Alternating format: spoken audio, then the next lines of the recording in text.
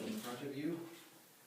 There are no additions or corrections unless anyone has some, so I would accept a motion to approve. I so move. Thank you, David. I'll second. Bree. Motion by David, seconded by Bree to adopt the agenda. Any discussion? All in favor? 5-0.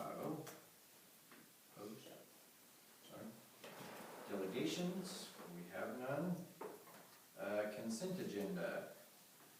We'll have the approval of minutes from the regular meeting December 12th. Payment of the bills, treasurer's report, clerk's report, rep commission report. I assume that would be in the addendum or attached. And then the donation of $51,000 from the Ed Foundation for the track renovation from Dr. Barry and Jane Murphy.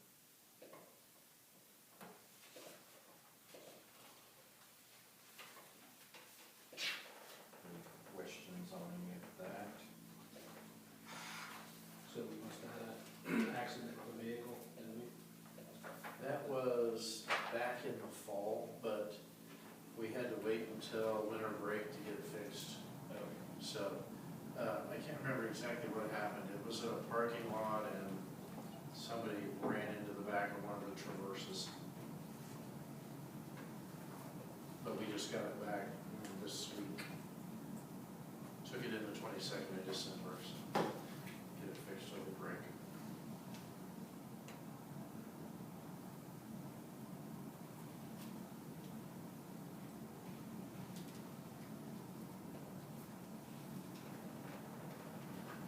I move to approve the consent agenda. Okay. Also. Okay, thank you. Motion by Jessica, seconded by Jason, that USD 298 Board of Education approve the items listed on the consent agenda consisting of approval of the minutes of the regular meeting of December 12th, 2022, payment of the bills, approve the treasurer's report, approve the clerk's report, and the Lincoln County Recreation Commission report provided by Mrs. Z. Accept the donation from USD 298 Ed Foundation for Dr. Barry and Mrs. Jane Murphy for $51,000 donation to the track renovation project. Any other discussion? Thank you for your donation to our track fund. All in favor? Opposed? 5-0, motion carried. Okay. Moving along, since we have a track donation and we've asked for a track update, I assume you I have it. got that. I do have it. So we had a meeting with our track committee last week. And we're able to go over everything. The donation we just accepted from Dr. Barry Murphy, that puts us at $116,937. We have $24,185 left to raise before May, in order for the county to get us the $40,000 in, ARPA money. That was our agreement with them. We would raise $80,000 from the time we met with them last year in a year's time frame, and they would give us a match of 40. So that would put us at $181,123 and some change With 40,000. with the 40,000. We have a couple of fundraisers that we're trying to get planned for the spring. We would like to do some sort of relay at the track. 24-hour pledged walking relay Oh, okay. with some vendors and move forward in that direction. That gets everybody on the track and gives them the opportunity to see what we're talking about. Yeah, Okay, makes sense. and total community involvement there. Yes, yes. We have a couple other things we've been talking about as well. We just don't have them quite solidified. The committee has also sent out a few requests to other companies to renovate the track outside of the ones we've already spoken to. We have had a couple that have suggested we get core samples from a few different spots below the subsurface to see what's actually going on in that subsurface. So that's something we need to talk about, and we haven't heard back from a few yet, so we can get in contact with them. But I think we're making pretty good progress. You know, the next couple of months, we anticipate being at that 181,000 mark. It's just shy of 200,000. That's a really good spot to be in, Yes. based on the numbers we looked at.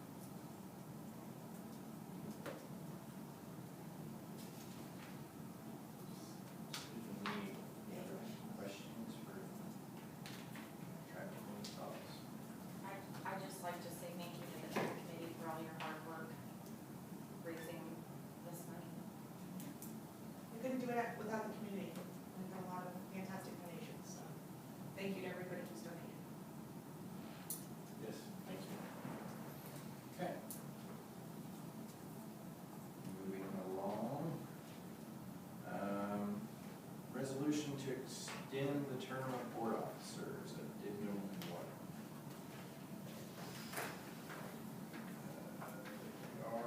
If any of you are unfamiliar with this, this just moves our elections to July so that we can get through the school year, same as we are for president, vice president, everything that way. So, do I need to read this before we move to adopt it, or do we just? Okay. Say about the first and second one. Okay. Everyone's okay with keeping seats the same until July? I would accept a motion to adopt resolution 12301. So moved. Okay. Jason? I'll second. Bree? Motion by Jason, seconded by Bree, that USD 298 Board of Education adopt resolution number 012301, resolution to establish election of school board officers as outlined in addendum 1, which says, resolution to establish election of school board officers resolution. Whereas KSA 72-1133 requires boards of election to elect the board president and vice president at the first meeting on or after the second Monday in January of each year, or at a later meeting date during the calendar year, if so determined by the board at that first meeting. And whereas Unified School District number 298, Lincoln County, Kansas, must act each year on or after the second Monday in January, or at a later meeting date during the calendar year, to establish when it will elect its president and vice president. Be it resolved that the Board of Education of Unified School District number 298, Lincoln County, Kansas, will elect its school board president and vice president at its first meeting of the Board of Education in July 2023. Adopted by the Board of Education of Unified School District 298, Lincoln County, Kansas, the 9th day of January 2023. And then we all, I need to point out that I got past me in the edit, but the very first sentence should be requires boards of education to elect, not boards of election, okay. Sorry about that. Requires boards of education. That makes sense. We were educated. Okay, and we will all have to sign this, so we'll pass this around. Any other discussion on that resolution, or would you like to hear it again? If not, all in favor? Opposed? Motion carried.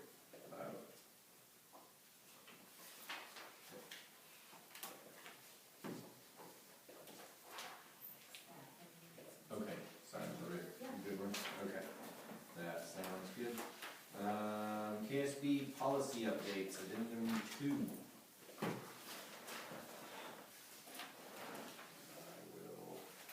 I will defer to Scott if there's anything in there that he wants to touch on. All of this, and I don't know if your copies are in color, but there's a lot of different color text in here. So what the lawyers do, each color is representative of an attorney who edited this. So one attorney's blue, and any blue text that you see. I've read through this. I don't find anything other than some language changes, some deletions of redundancy. There's one thing that this board needs to be aware I believe, and it's at the very back, and it's a single page that at the top says LED family night, and then it says deleted, removed from policy manuals. It looks like this page right here. What that refers to is the previous policy.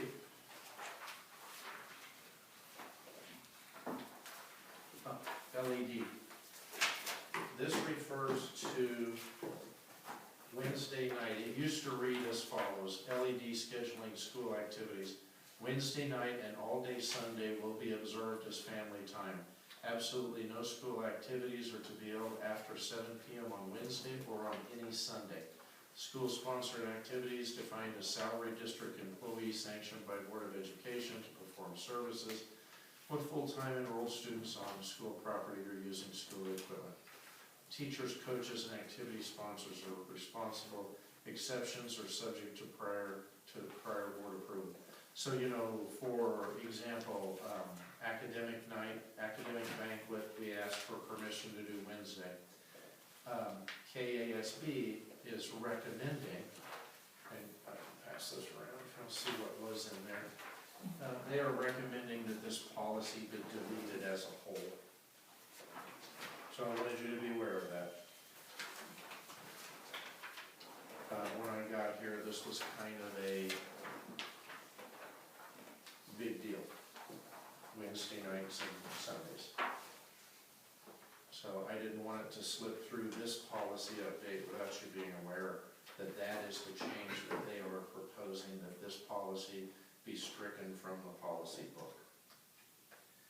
If it has value to this board, the board can move to accept the updated policies except for the removal of policy LED.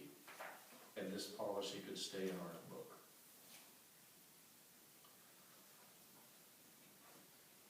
If we choose to accept the deletion of the policy, it doesn't mean that we're instantaneously going to start scheduling things on Wednesday night, though. It just opens it up for things like. It opens it up to where the board wouldn't have to approve it. Right. Right. Yeah, and that's, once again, this kind of, to me, this falls probably further down the road than it does today, because the people we have in place and where we're at, I think we all sort of understand that that's probably what we would keep, but things change and then Right. it becomes, When you have 70 people somebody, saying. yeah, somebody says, well, let's schedule this for whatever, so we gotta decide. And they could decide to delete it then too, because it's recommended that it goes away, right? That's what Yeah. KASB recommends. They're recommending the policy as a whole goes away. And what are the odds that, I mean, if more school districts choose to adopt this, are they going to try and schedule games and such on Wednesdays going forward? I think Keisha, it will do anything they possibly can to use every day they possibly can, but as of right now, there won't be anything. That was my curiosity too, when we talked. We talked about that, and that's, you know, it'll be an evening, they can do something. Because why would you not have a free evening for kids to be normal? And that opens up Sundays too, is that what I'm understanding also? Yes, but Keisha, I don't think would ever be involved in Sundays. It would just be, would somebody want to have a practice? Would it be, I don't know, makeup game possibly? I don't know. It opens up 7 days a week for activities. And in our region, that's just typically not been the case. It's been somewhat protected. Well, and our athletic handbook says that you can have practice on Sundays if you have a game on Monday, but it cannot be required. So we allow it now, but not very many coaches do it a lot unless there's like a makeup game or a tournament or something important on Monday.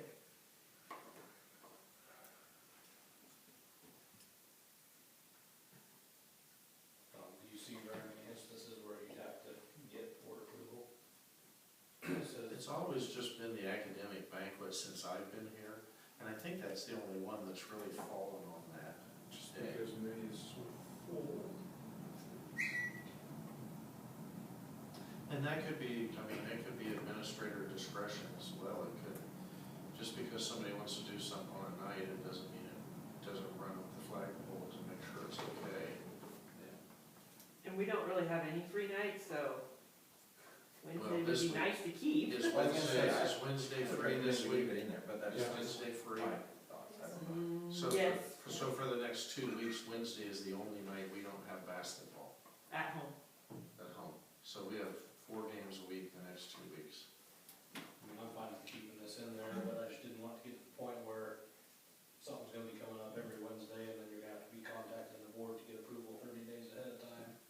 You know, Right, 2 years from now, when Keisha does decide to have games on Wednesday nights, and then we have to have board meetings to approve. Well, and we can revisit it, and we can always get it out if we can get to Well, it. the other good thing is you could take it out, and if it became an issue, you have a policy meeting and we keep a copy of this and you just put it back in. I mean, local control and board policy is totally yours to dictate. You don't even have to take KASB's recommendations, except they're all lawyers. So our AD could say to them, hey, we're not approved to have game Wednesday. You could strike it out of board policy and it could be activity policy. We don't have activities on Wednesday night without admin approval, and I think you could trust the admin to be able to say, yeah, academic banquet May, we've got to squeeze it somewhere. And if you would see that, you know, Wildcat administrators having stuff every Wednesday night of a month, then you could intervene, Typically by May, most Wednesday nights are over, Yeah. so.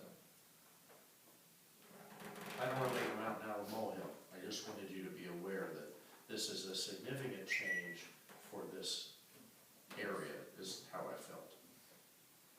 I would definitely fear what Keisha might do.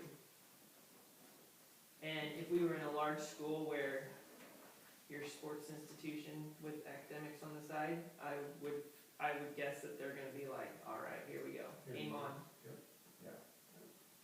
Now, the other interesting point to that would be, what's the rest of the league gonna do? Yeah, And if it's only our policy, if everybody else accepts it as presented and strikes that from their policy book, what do we do if the league says, oh yeah, now we're using Wednesdays, and we say, no, we're not? Right, and that was my question, because like, next year's games are, most of those are 2-year contracts, right?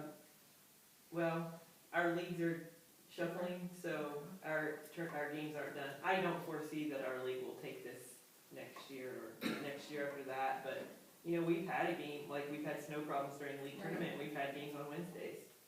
But I don't foresee them changing the schedule enough that they're like, let's take advantage of it. Not here locally Not here, anytime no. soon, But it'll be. but it will come eventually. It's no different than, you know, opening up for coaches to coach in the summertime. Well, that opened a whole can of worms and everybody around here followed it, because if you don't, then you're behind. You know, there's been other things that Keisha eventually trickles out here and we jump on the bandwagon. So in the instances where we've had to have makeup games on Wednesday nights, have we had to then have board approval for that to even happen? That league tournament, we had a special board meeting, because we had to release school early and change the whole schedule. We've never had a makeup game, like just have a makeup game, we do not. If we can't get it in, we just cancel it. That league tournament was just a rare, unusual circumstance. A bunch of Sundays that year. Yeah, it was weird, because it kept moving it back, and we had a mess. I think we ended up playing that Saturday too, if I remember right.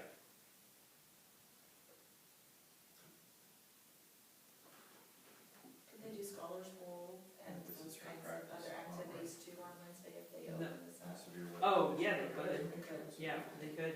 So, to me. We it don't says now. the Yeah. principal can, Right. We kind of make it pretty sacred. or The only thing we have scheduled on the calendar at the beginning of the year is, the academic banquet and then site council meetings, which doesn't really involve the whole school, but that's really it.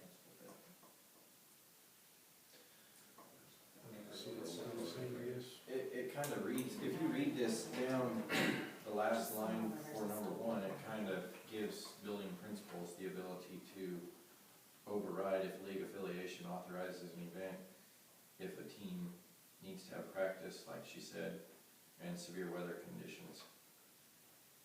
And the way I read it, we wouldn't have to have board approval to do that.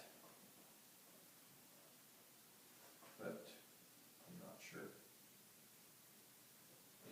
That's the way I would read that. It kind of looks like, Okay. you know, So- if it was something set by the state, you know, such as games or something like that,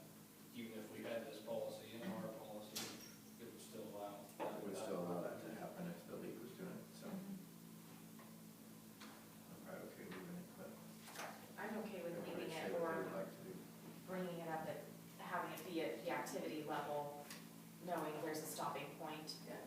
to I think- control that. Yeah, if you continue to follow 1 and 2 and 3, then it becomes the principal's decision or discretion.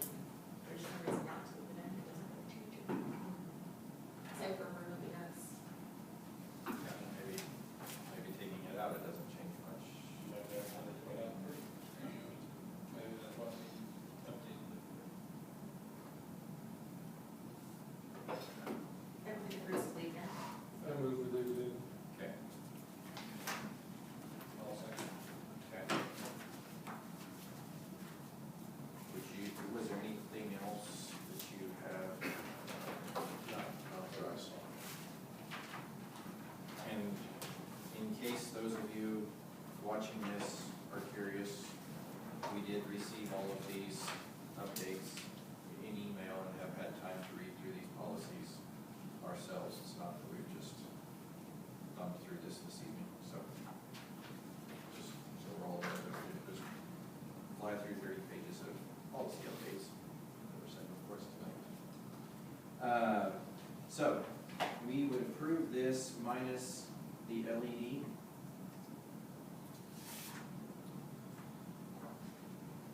Would you make that your motion? Yes. Okay. And what all do I need to read here, Greta? Do I just need to read the initials? Yes, you do. Okay. David, did I have a second on that? Jason? Okay, sorry. Hi, Dina. Hi, sorry, gang. We discussed, this LED was a Wednesday night policy, and we decided to leave it in. Keisha recommended that we take it out, or KASB recommended we take it out. We're going to leave it in. So that is the motion that we are voting on, is to leave it out and to approve all the other updates from KASB. Okay. Motion by David, seconded by Jason, that USD 298 Board of Education approve the December KASB policy updates as follows. Except LED, GAAB, GCRF, IDAB, IFA, JBE, JCE, JDE, KN, and a table of contents as outlined in addendum number 2. Any other discussion? All in favor? Opposed? 6.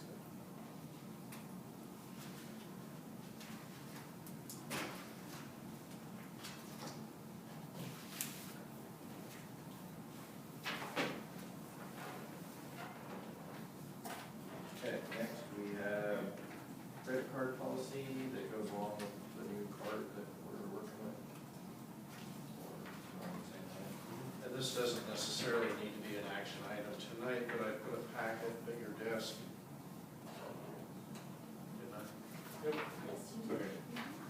And this is basically a policy provided by Arvis that allows us to edit it as we see fit, and I went through it and added some things and took out some things.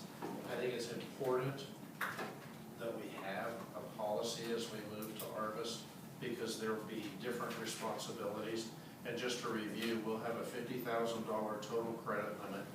We'll have 3 cards. One will be at the board office with a $10,000 limit with a $750 per purchase limit.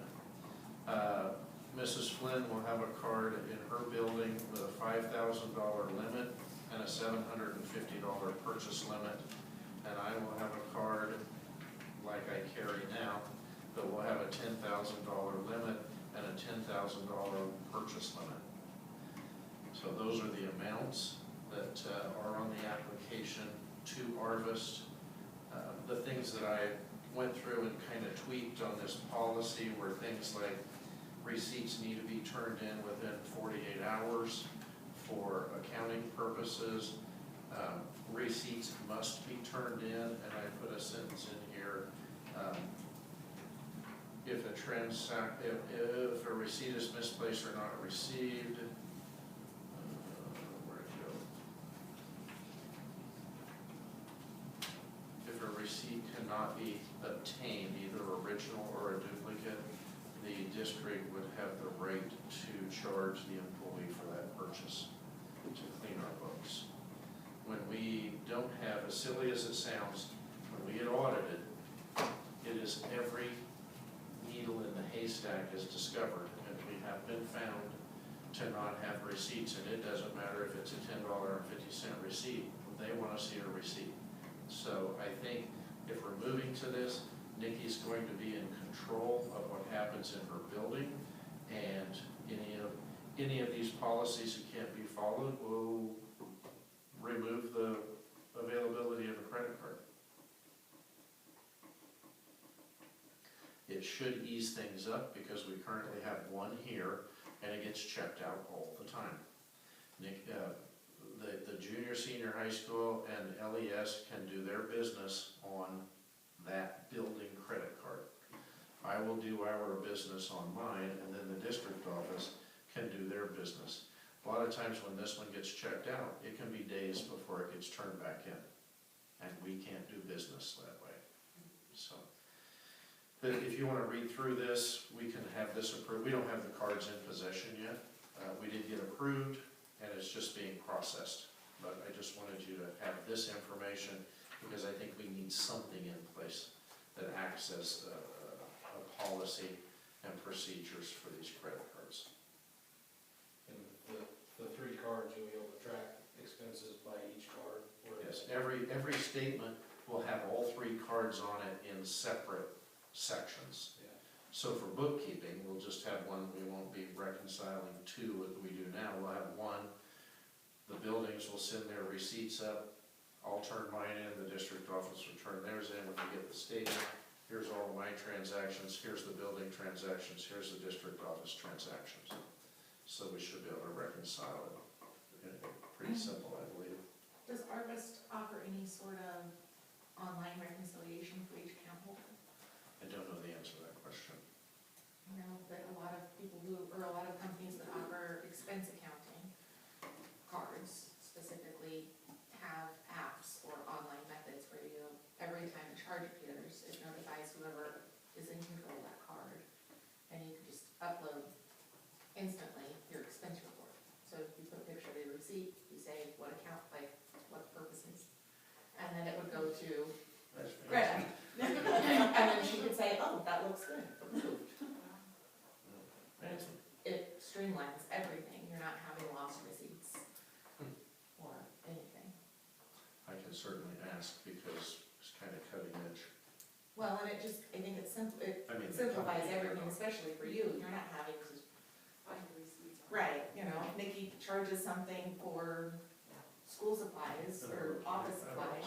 Silly, but it's a little above my technology grade. You just print those off then? And they discard the original? Yep. And then we would have to print them here to put with the. Yeah, it goes into like a digital file, and then, generally when you, like, instead of them mailing you a statement, you would print the statement out of the app, and it has all of the receipts already attached to it.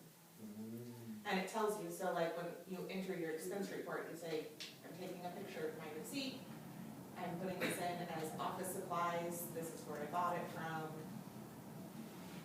Then with everybody that uses the card, has to have that app to take the picture. Well, no, like Scott would have the app, and then you would have the app. But Or if somebody else was using Right, the they card. would still have to get the receipt too. But it wouldn't have to go to Nikki and then here and then basically eliminating a step. I can sure ask if there's an electronic way to submit receipts and reconcile. It's worth asking. It is. We're moving on to a better company. I would bet that you probably do have a way to do that. Well, after I had one of my credit cards pulled, Capital One has an app, and every time my card's used or Jenny uses it, it shows up on the app that it's used, so. Like I have an app for my company card, and every time I charge on it, it pings my phone and says there's a charge, and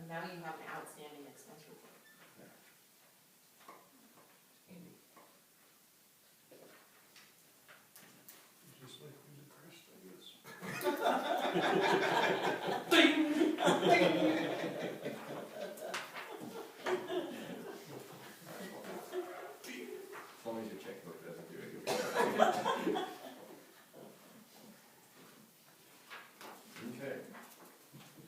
Any other discussion on that policy?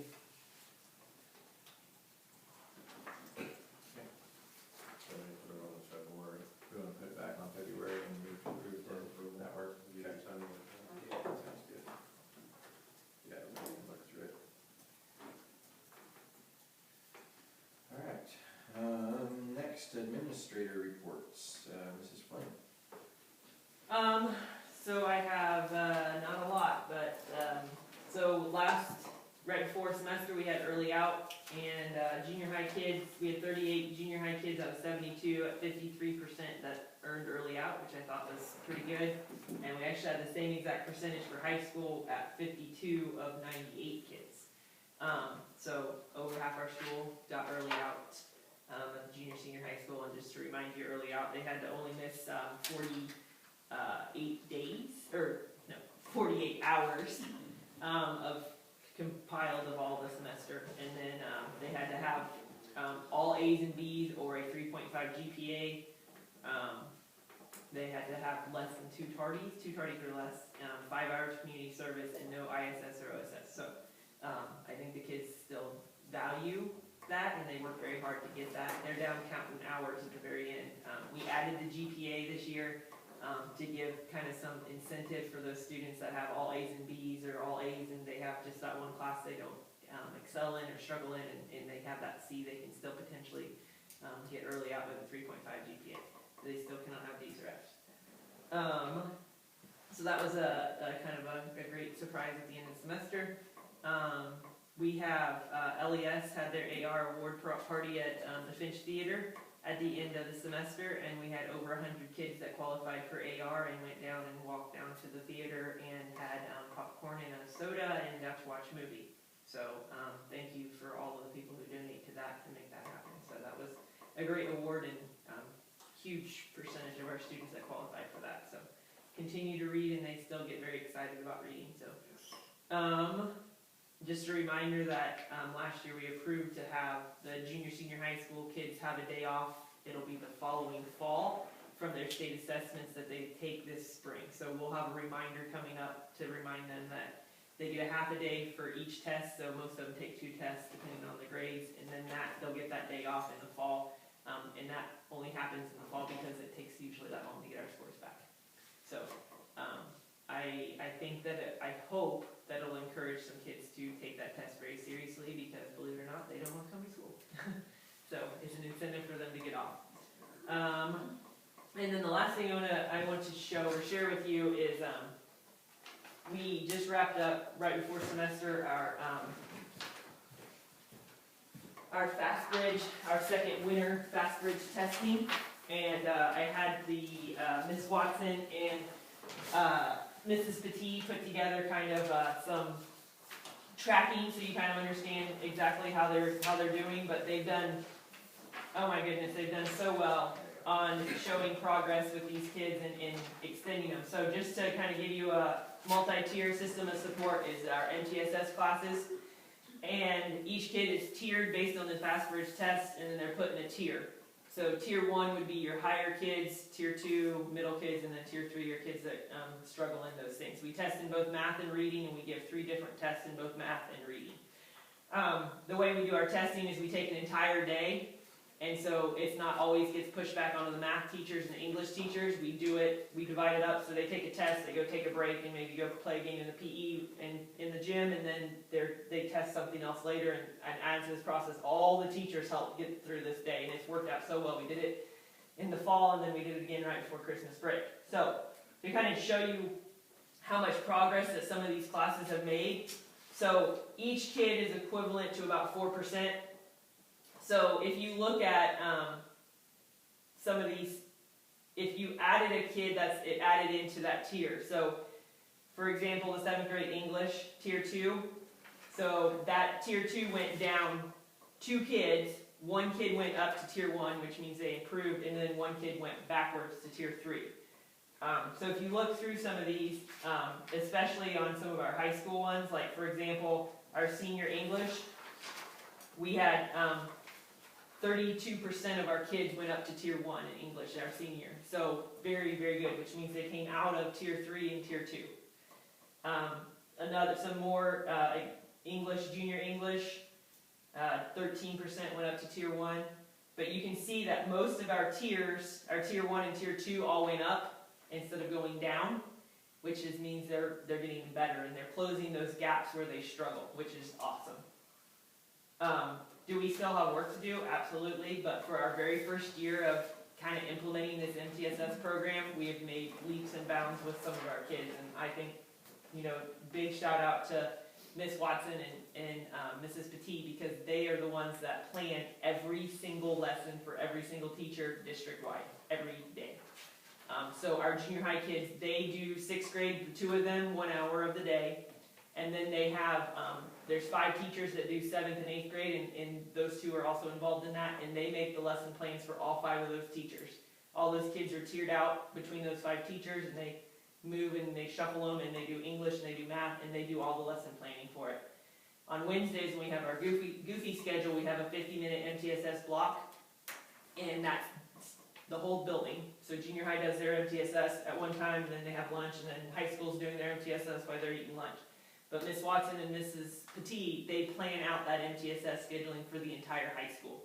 So they go in and they shuffle those kids by tiers, they divide them out into the classrooms for, we try to give our math-heavy teachers the math kids and our English-heavy teachers the English kids, and then halfway through they switch and the kids know which tier to go into and which class or teacher to take them to, and then those lesson plans are given to the teachers every week, and they're all done by those 2 teachers. So they're lesson planning and doing everything for the entire building. And they, like I said, this kind of speaks for what they've accomplished.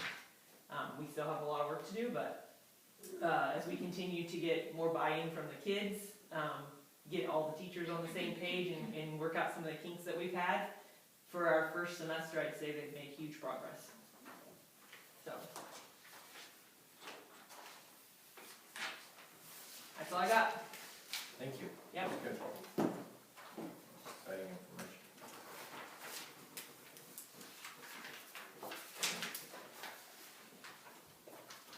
Okay, superintendent's report, Scott. Okay. First of all, I would like to acknowledge that January is School Board Appreciation Month, and personally thank you and speak for the community and the school as a whole on how thankful we are to have board members who serve. You certainly don't get paid what it's worth, and for clarity, you don't get paid anything. So I could pay you double of what you currently have and you would still get nothing. I just want to clarify that. But I think when you see these kind of things happen in our MTSS, you need to understand that it is your support that allows us to do these schedules, to get these materials. So ultimately, every single person in this district has a hand in our success. And you guys are the top of the tier, and I appreciate what you do. Our kids appreciate what you do, and our staff appreciates what you do. So, January Board Appreciation Month, thank you very much. We were supposed to have our audit this week, actually today and tomorrow, but an auditor at KSDE resigned, and so now they're short-staffed, and they're trying to take this auditor's book of business and spread it amongst others, so now we have no idea when we're going to get. Everybody else has a schedule set, so where they're going to fit us in, we don't know. I will tell you from our preliminary legal max, we were actually anxiously awaiting this audit, because when I turned in the SO 66, which is the superintendent's organizational report, we try to guess what our student counts, what our free lunches, what our weightings will be, transportation, everything else, and then we submit those numbers. They give it kind of a preliminary perusal, and that's the preliminary legal max letter. And if our audit holds true to the preliminary legal max letter, we possibly could republish for an additional $92,000 of state aid and to go into the general fund. this year when we had to fill out actual meal applications, we had no idea how that was gonna go. And us, like a lot of other districts, were surprised, actually probably shocked at the number of applications that we got, and then that ripples weightings. When we get a certain percentage of free lunches, then we can move into that high-density at-risk funding. We got none last year. The year before, it was over $100,000 in high-density at-risk funding. Last year, we got $0. This year, because of the free lunch count, we're back into the game of high-density at-risk funding. Now, it's supposed to sunset at the end of 2024 unless they do something about that, but we'll see. So that's good news, that we potentially could have under budgeted, which is always better than over budgeting.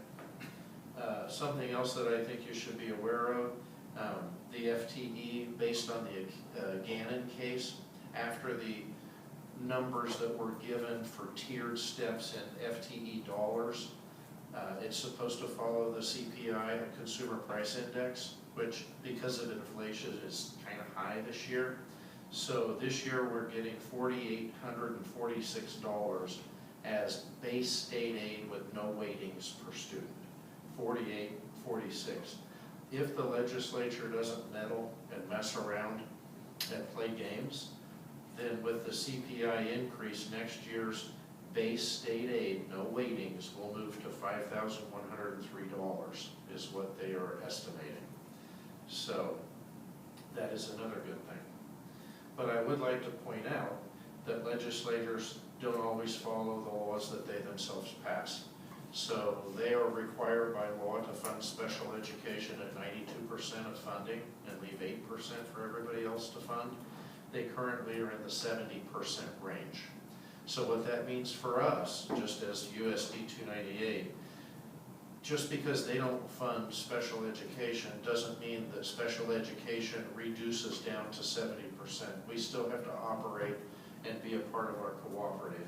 So out of our general fund, which should be going to our entire district, if the state was funding special education as the law required, we take $370,000 out of our budget to make up for what they will not fund.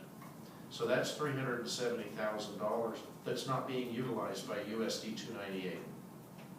So as we get into this session and these things start coming up, these are the letters and the phone calls that need to be made to state legislators. Fund special education like you're supposed to by law. It's fascinating to me why nobody has filed a Gannon-type lawsuit for special education funding, because they filed Gannon for appropriate state funding. The Constitution says the state of Kansas will appropriately fund education. Well, the law says that they should appropriately fund special education, and they're simply not doing it. So it is taking money away from every district to help fund, if you're in a co-op, to help fund special education. For us, $370,000 that we cannot use in our district. So you might keep that in mind. Good news, the new mower will be delivered this week if it wasn't today. So we will have the grasshopper mower, and as time allows, we will get the other one for sale and move forward with that. I would like to follow up at the end of this and just talk a little bit about the January community meeting, if you wanted to touch upon the date and the time again, because it wasn't on the agenda. Yes, that is, that calendar up there, the 30th? Is that The fifth Monday. the 5th Monday? I was thinking it was last Monday of the month. The 30th. The 30th. And 6:30. 6:30, okay. And at the high school commons. High school commons, okay. That would be January 30th at 6:30 in the high school commons. We're gonna have our first community open sort of meeting to question, right? Take questions, get input. I would encourage everyone to not turn it into a finger-pointing accusation, but seek understanding, ask questions that move toward clarification. by all means express concerns if there are concerns, but it will be a civil and enlightening meeting, and I think our intention is simply to be there, be available, and let people be heard. And I think that's important as we work on communicating with the community about the schools. And that's all I have. Any questions? Thanks, Scott. Okay. This is through that page. And we are on to executive session for personnel.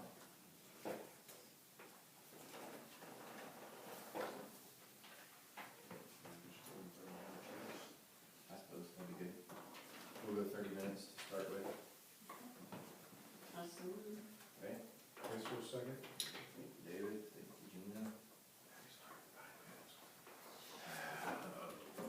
Okay, 49, we're gonna call it 50.